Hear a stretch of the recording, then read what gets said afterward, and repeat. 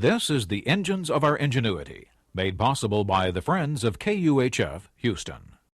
Today, let's ask how computers help us see mathematical truths. The University of Houston presents this series about the machines that make our civilization run and the people whose ingenuity created them.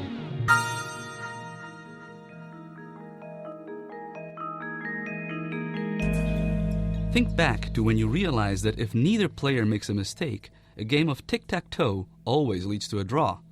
Why did similar reasoning not lead you to find a perfect strategy in other games of skill, such as Connect 4, checkers, or chess?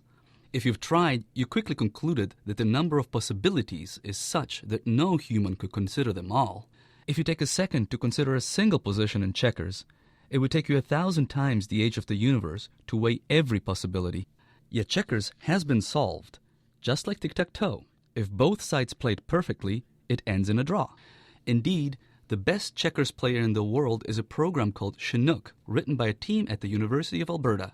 The program played competitively against humans until winning the Man-Machine World title in the mid-90s, at which point it was retired from competition. Chinook became provably unbeatable in 2007. This was accomplished by essentially examining all possible games of checkers, and it took 20 years of continuous computations on dozens to hundreds of computers to exhaust all the possibilities. Brute force computation has yielded answers to many long-standing problems in mathematics. How should quarters be arranged on a surface so that they take up the least space? The honeycomb pattern in which the centers of the quarters form a hexagonal lattice seems to be the obvious answer.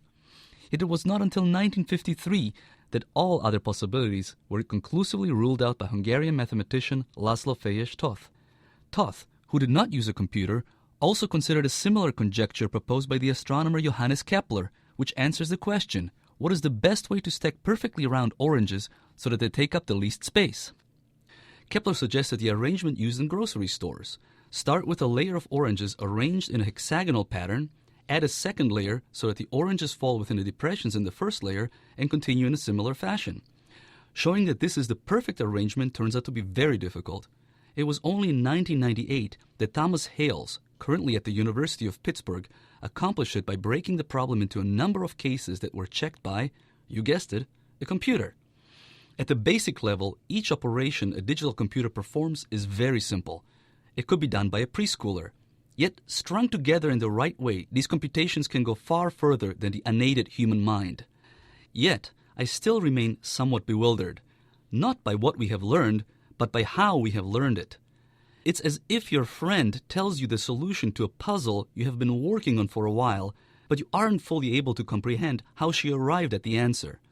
While you trust your friend's abilities, some nagging doubt about the answer remains until you're able to check it for yourself. We have to accept that some problems have solutions that are too complex for the human mind to fully comprehend. I am certain that our children will become more comfortable and more adept with using computers to extend their mind's reach. They will be able to trust these new instruments of exploration, just as we have come to trust that what we see through a microscope is as real as what we see with our own eyes. I'm Krešo Josic at the University of Houston, where we are interested in the way inventive minds work.